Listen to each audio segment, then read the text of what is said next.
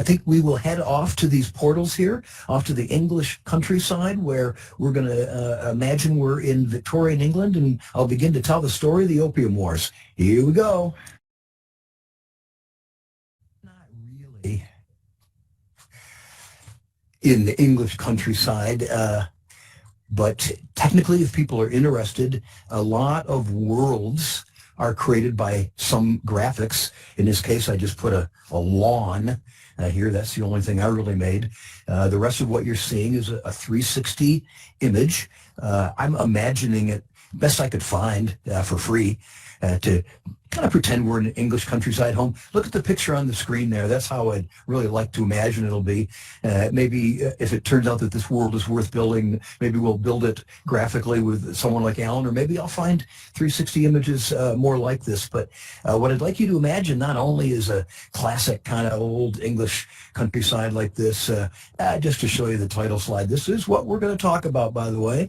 And here we are starting in the English countryside, and imagining Queen Victoria and Albert and the glory days of the empire, and folks like this would be living a pretty good life. Their globalization is really happening. They're getting things from all over the world, and probably they have some fine silks in the windowsills or covering their pillows, and certainly in the late afternoon they do a high tea with a beautiful ceramic tea service.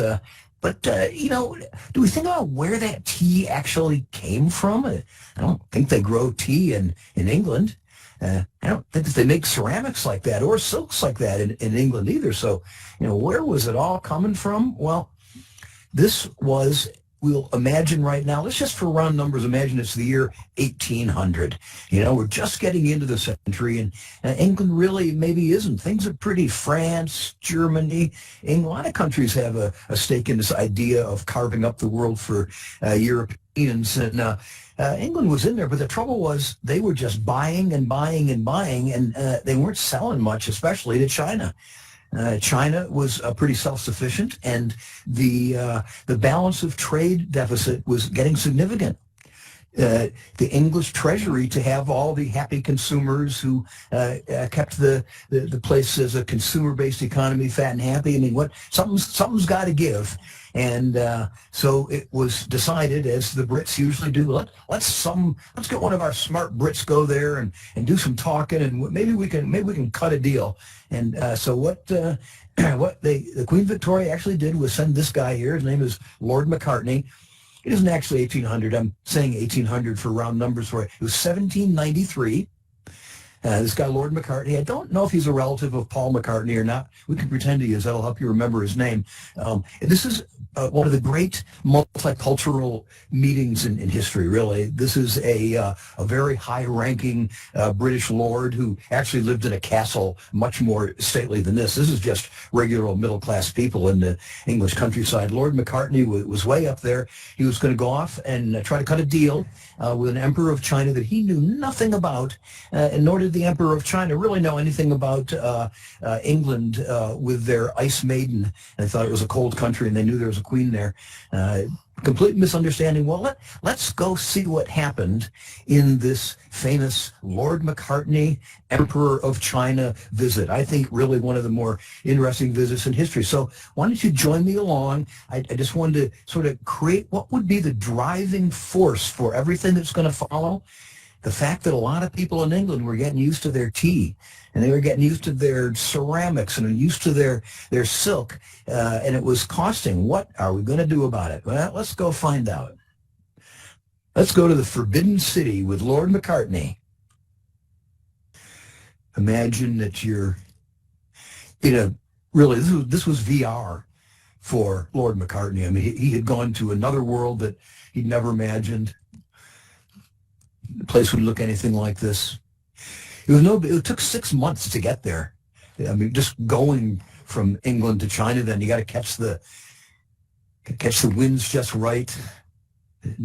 Very daunting thing. So there have been several portraits. There's a lot of things about this story. I think the one over here, the kind of greenish beigey one, is probably the most accurate. You might wonder, why doesn't the emperor look more more Han Chinese. That's because the emperor of China now was not Han Chinese. He was a Manchu, a Manchurian from the north area, north of China. Is probably very much what he looked like in this picture.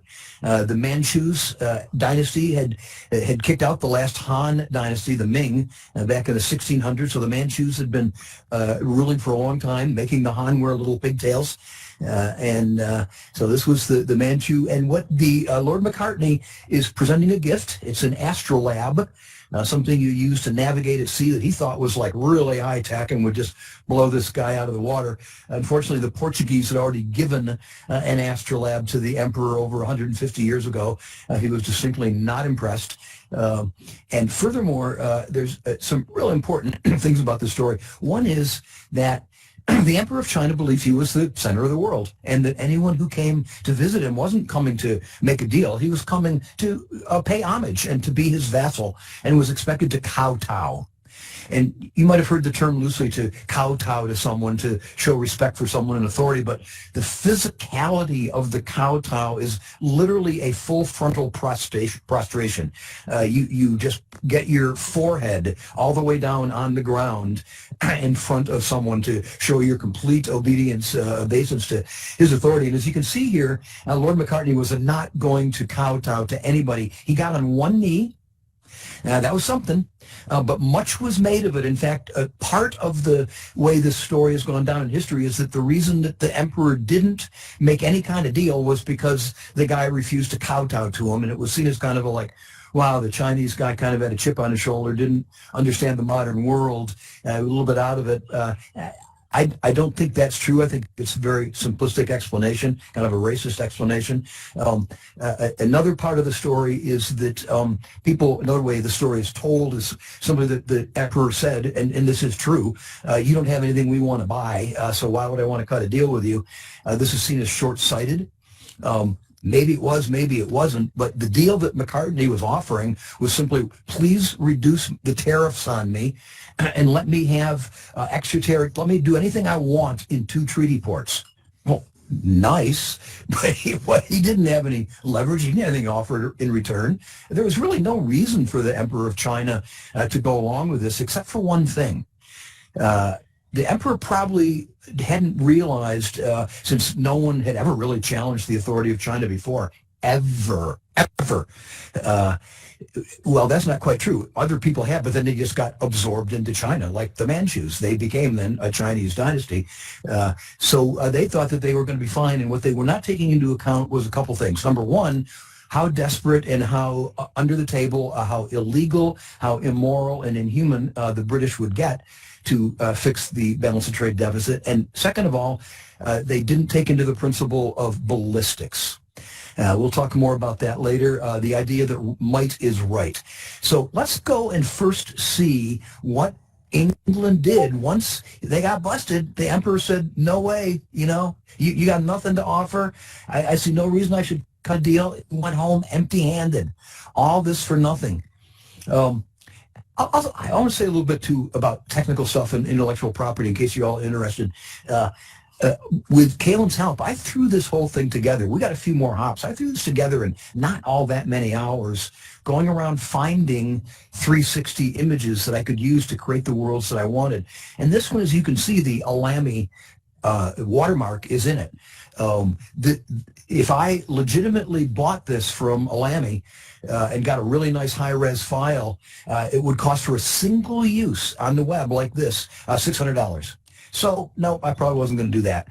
To put it in a video, like Caelan is making now, she's not putting the camera on the Alamy material, just on these pictures right now, so we're not going to put their precious intellectual property on a video. That would cost us thousands of dollars.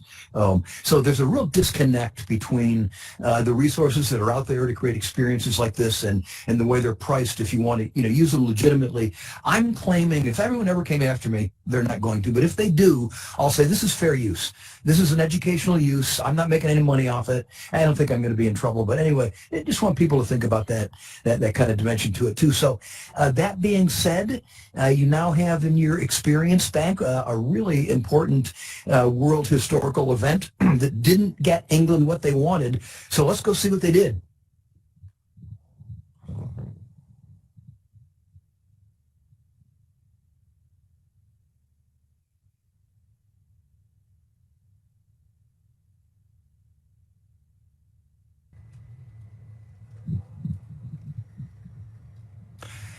Welcome to the Opium Factory. We are imagining that we are now in Patna, northeastern India. Right at the time of McCartney's visit, some opium was already going into China. Mostly it went from Turkey, and mostly it was actually carried by American Yankee clippers. There are some American fortunes that were built on taking opium from Turkey to China. But after the McCartney trade mission failed, the UK realized that they were going to have to come up with something else. They had recently taken possession of all of India, conquered, and it turned out that over in this northeastern section of India, the climate, the soil was right to grow opium. So they got local dudes to say, okay, you're now the landowner. Get all the people here to have to be renters to you. To pay the rent, they're going to have a job. To get the job, they're going to come and work in the opium factory. And meanwhile, their wives and kids can go out in the field and cultivate the poppies. So over the course of the early 1800s, starting a few years after that, McCartney visited the beginning of the opium factory system, and there were hundreds of plants like this began. And I'm going to be quiet here for a minute, and let's just let this be a kind of storytelling where I don't have any pictures, I don't have a slideshow. I just go around, look at things, explore a little bit. Imagine that you're in an opium factory. Go up really close to the pictures. Go look at some of that. I pretend that's the boss's office up there. Look at some of the data, and then we'll get back together in a minute.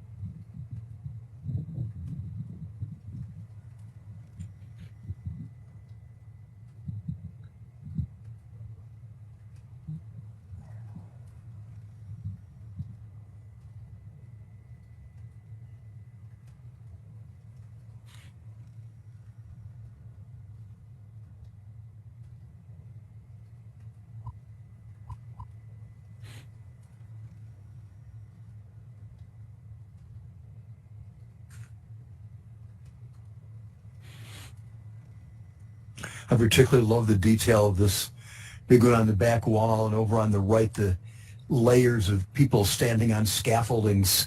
I imagine them putting those big blocks, those big balls of opium into drying racks. They would dry there for a few weeks before they got put into the chests and shipped out.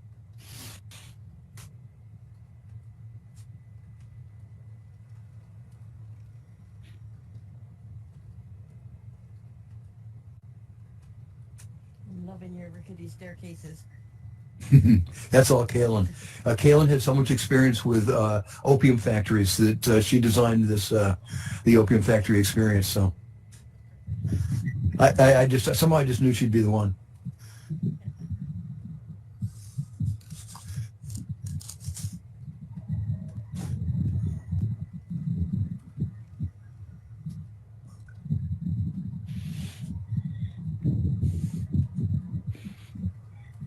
So to me, this is another kind of storytelling. There's the kind of storytelling where I have a linear sequence of pictures where I'm kind of saying, I know how I want to tell the story. It's going to go like this and this and this. But now there's a kind of storytelling where we have a world, and I'll kind of set up the world. Here's why we're in this world, but kind of explore it on your own some. Get some of your own. Did anything come up for anybody? Anything you feel like saying about what the pictures, what any of the stuff about the opium factory? Anything to share about it? Will now be a time? What would be? I have a question. Yeah, sure. Go ahead. Is this realistic? Like, this was actually like halls with super tall areas Yes. for opium to be stored? These are lithographs These were, really detailed etchings, and then made on, printed on paper after the metal etchings. But because they're, lithographic, we can blow them up to a really big height here. But yes, these are totally realistic. So, like in some of these pictures, as far as you can see, there's these hallways and decks and decks and decks of these balls of opium going through the process. Out here they're, working with the mash and turning it. Here they're forming it into the balls. Here they're going to store it for a certain amount of time. This is the industrialization of drugs. Again, we're really now at the beginning of British dominance. They before they almost got going in the 1800s, they were in danger of a really serious trade deficit. They finally found something that they could sell to the people that their own home base of consumers wanted to buy from. This stuff. Part of the genius of British industry was to industrialize the production of opium. It had never really been done on this scale before. They figured out a way of rent-enforced slavery, really, there's no other way to call it, to make sure they had an abundant source of workers to keep the process going. And as you saw in the data here, as we hit the 1830s, it's really starting to ramp up. It's going from a small thing to now it's becoming a significant part of the British economy. But, you think that someone in China might be noticing something about that too? So, before any other feelings, any other thoughts, questions that come up for people about? Yeah, go ahead. No. Yeah. I was just wondering if you might know what they're coated in, like these bowls. They're not just pure opium compacted into a bowl. They always say they're going to be coated or something, or in a... Yeah, in chests. And the measurement of opium transport is how many chests were transported. So there might, and I don't know, there's all the data that you see up there. It's either UN data or people have done a lot of research on this. It's all publicly available stuff. But yeah, it goes from the unit is a ball of opium. There's a certain number of balls of opium in a chest, and then the chests of opium then get distributed around. Is how it goes. Yeah. The balls themselves. Yeah. They before they get put into a chest. They can't just compact a bunch of opium, can they, and then shove it on a shelf? Or I believe that's exactly what they did. Yeah, I believe that these guys over here are preparing it to the right consistency so that it can then be made into those balls. I think the next step is to, just lay them out the way they do here or whatnot. Again, as we keep going with this world, thanks for pushing me on it. I want to get better at telling the story of how the process really went. And this is going to be an ongoing thing. We'll just keep getting better and better at it. But yeah, basically you gotta process this stuff. You got to make it into balls. You got to dry it, and you put it in the chests. And then the chests, of course, then get subdivided, all over China, which is where we're going to go next. So yeah.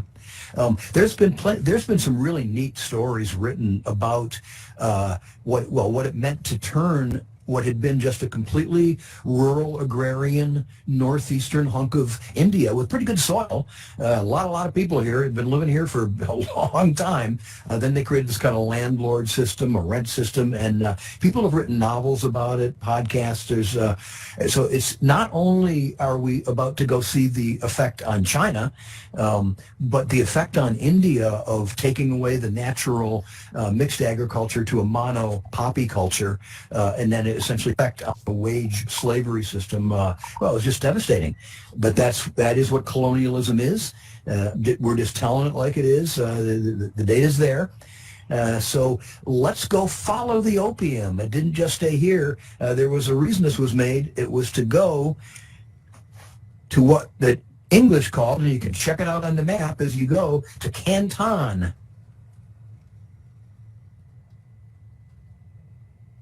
So here we go. We're up here in Canton now. To look right down below, it's again distorted because of the artifacts of the camera, but you can see a little island.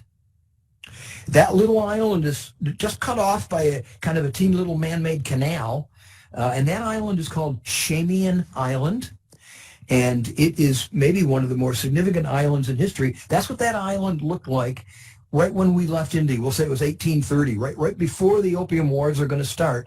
And those buildings are warehouses. That's where the opium went. They would get offloaded from those big clipper ships on those islands on the way up here onto smaller ships that would smuggle their way in, and all those warehouses.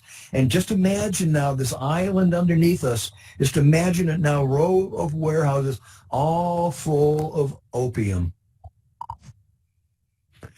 Another view of it, I kind of like that view.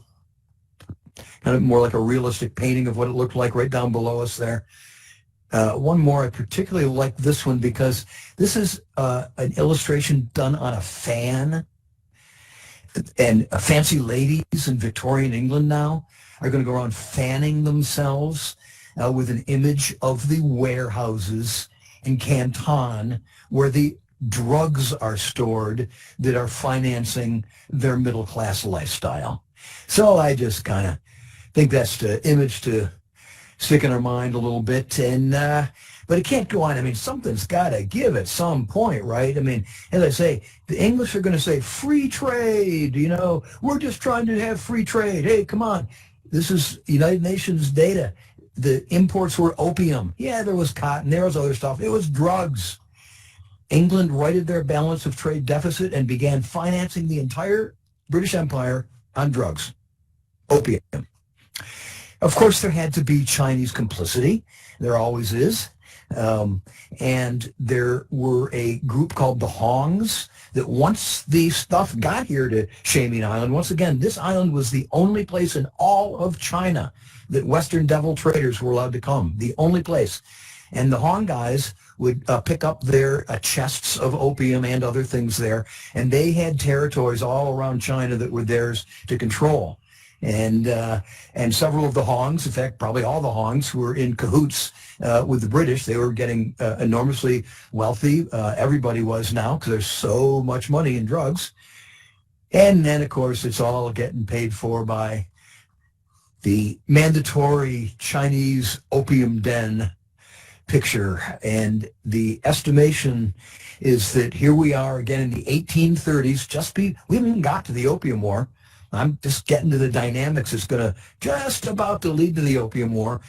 We're estimating there's probably about 10 million or so addicts along the east coast of China. That's a pretty good number, but we're just getting warmed up.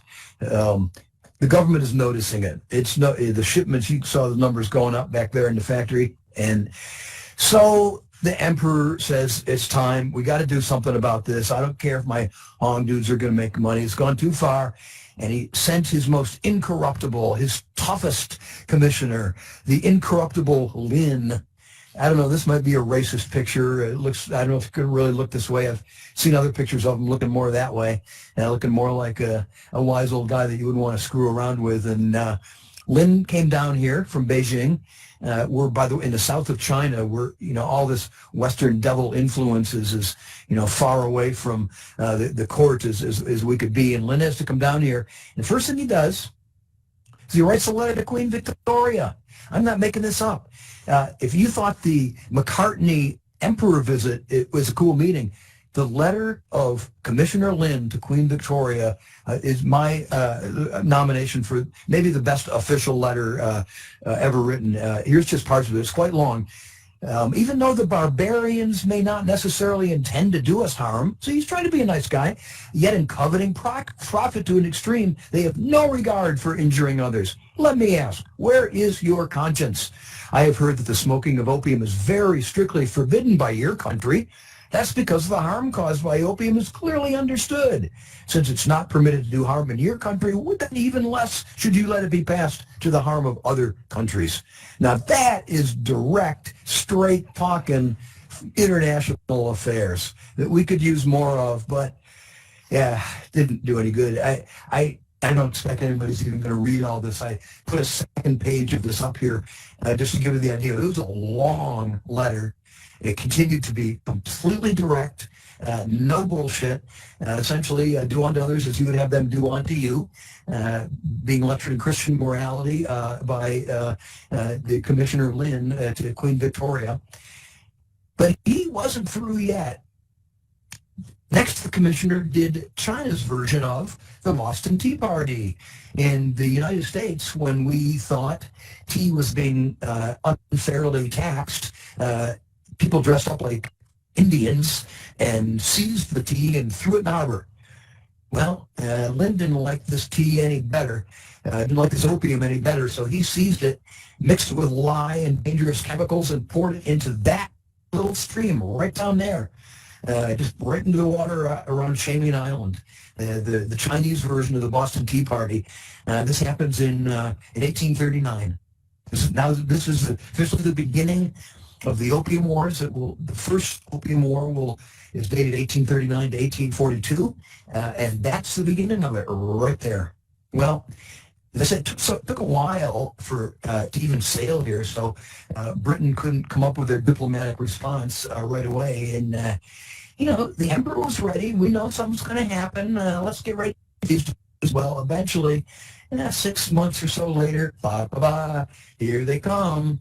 The proclamation is, our merchandise was seized by those, godless Chinese, and they're abrogating the right to free trade and seizing our property. So we've got to go to war with them. Here they come. And again, as I like to mention, the Chinese invented gunpowder. Many people know that. They didn't use it for ballistics. They used it for entertainment, but also to scare people. Their idea of war through most of the Chinese empire was to scare the crap out of people by having scary-looking faces on big sticks that they'd wave around, but especially by making really big noises, and it worked very well, except it didn't work against the English. The English had developed a use of throwing big rocks with an explosion behind them, and they just bombed the living crap out of right. Well, if you look behind you there, these boats came right there and started bombing all of that, just throwing the ballistic stones at it. And in fact, they went into those hills that you can see behind you, built emplacements, hauled their guns up there, and put Canton in a crossfire.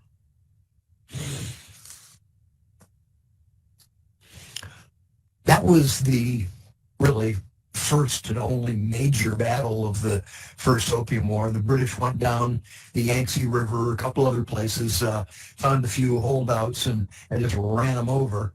And so within a fairly short period of time as these things went, they had the emperor at the table signing the treaty, which then completely opened the floodgates. Free trade in illegal opium. And, just to get, you don't have to memorize the numbers. Here's 1835, 1839, right at the beginning of the war. Looking at go up and up and up. All those chests of opium being sold, all that bullion leaving China going to England. And so the Treaty of Nanjing is the name of that unfair treaty. And it was, kind of like Donald Trump having to leave the White House. It was the first time China had ever lost anything. China was used to only winning. They were forced to let foreigners be in their court. They were forced to give up 5 big ports. The Germans got Qingdao up in the north. And so if anybody knows their Chinese beer, Qingdao is also the name of the main brand of beer in China, because beer making started up there where the Germans had their concession. Wherever a nation had their concession, they could, kind of do whatever they wanted. Their laws were the only laws that applied. So it was a humiliating situation. It was the beginning of what China now still, and we'll be talking about this just a little bit more in our last stop coming up, refers to as the century of humiliation. We are at the beginning of it. It happened right down there at Shameen Island with the shelling of Guangzhou. And all of this was lost in that unequal treaty. And, as I say here, one more thing. So let's just take one last jump in the story and go to that one last thing that China lost and kind of bring it up to date. Welcome to Hong Kong, folks. You saw, those of you who were here on the earlier maps, how Hong Kong is located down at the very bottom of that Pearl River Delta. China is already referring to the Pearl River area from where we are right now at the south end of it in Hong Kong, all the way back up to what they now call Guangzhou. They're referring to that as the Bay Area. It will be one interconnected technology urban hub. And the last piece that was lost in the treaty that ended the first Opium War, and there was a second Opium War. I'm going to be talking about that maybe in another story. But in that final second Opium War treaty, the terms were stated at which the island of Hong Kong, this is Hong Kong Island right here that we're over, that's mainland China behind you there. And in the direction that I'm now looking, that's the way up the Pearl River to China. But this island here, and there's the famous Hong Kong Peak, this was ceded to the British for a period of, depending on when you started the counting, 150 years. It was to be returned in 1997, and it was July 1st, 1997. A very prominent date. Throughout the 80s, many Hong Kongers who thought they didn't want to be here anymore left Hong Kong. There's been Hong Kong diasporas, but now many people thought, well, okay, the deal is that for 50 years after 1997, everything was supposed to stay the same Hong Kong laws and wouldn't become fully incorporated into the Chinese system for 50 years. And I think anybody that believed that, I'd like to talk to you about some land in Florida. But as we know, China or Hong Kong became a flashpoint just during this past year of China sort of claiming in the mind of the Communist Party of China anyway, what is naturally China's. The couple of ways that I want to wrap up this story is, I'm trying to share some of the perspectives that I have about China, not to say that they're good, not to say that they're bad. There's many things that the Chinese government does that I just really hate, but I just try to understand the dynamics that have the government behaving the way it does, that have people there feeling the way they do, and this Hong Kong story is part of it. Hong Kong is very confusing to mainland Chinese people.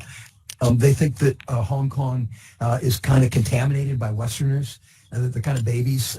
They had it a little bit too easy, and they don't really understand how tough the real world is. It's a very confusing situation, but now Hong Kong is really fully in the China fold. My personal belief, nobody asked me, is that I don't think China is, quote, trying to take over the world. I think China has a vision of their manifest destiny in many of the same ways that the United States of America claimed they had a vision of coast-to-coast manifest destiny. I think actually the United States might want to take over the world, but I don't think China does. I think China has an image of what they are, and that's going to be a problem because Taiwan is part of that. China will never relinquish the notion that Taiwan is part of naturally China. That will become a flashpoint, I actually think, within the next 5 years. So it doesn't matter whether China is trying to take over the world or not. If they are merely trying to get what they believe is theirs and was taken away in the century of humiliation, then we have to understand that motive. We have to figure out what to do about it. But I want to also end up by pointing out a couple of things. It's usually the case that great fortunes often have stories behind them that the respectable people of society benefiting from those fortunes in later generations would just as soon not have people know. And the great fortunes in both the U.S. and Britain based on drug running is certainly no exception. First, for the Americans, as I said, the famous Yankee Clippers, the late 1700s, all that romance, many great New England fortunes, the Delano family, the Franklin Delano Roosevelt. Delano was the main assistant to one of the biggest opium importers. He was an Anglo-American cooperation. He came back and built railroads and mines and created the Delano family fortune that later allowed Franklin Delano Roosevelt to become president. The Perkins Mass General Hospital. Anyone who's been to Boston knows Cushing Square, where Boston Public Library is. The Cushings actually took their drug money and invested in the very first textile mills in New England. This is also the beginning of the Industrial Revolution in America. And the money comes from drug money. And one of the first contracts that these places got was building uniforms for the Union Army for the Civil War. Anyway, you can read the sign. A lot of prominent, really respectable American. So, just more food for thought. And the last picture I'll leave you with is the incorruptible Lee, who still stands as one of the few symbols in China that the rich, the poor, the Communist Party, the people, everybody agrees is a symbol of the values of China. He tried to keep the foreigners from taking advantage of us. He really stood up to them. There's statues of them all over the place. There's a statue pretty close to where we are right now, below him in Hong Kong. So we'll leave with our respect for Commissioner Lee.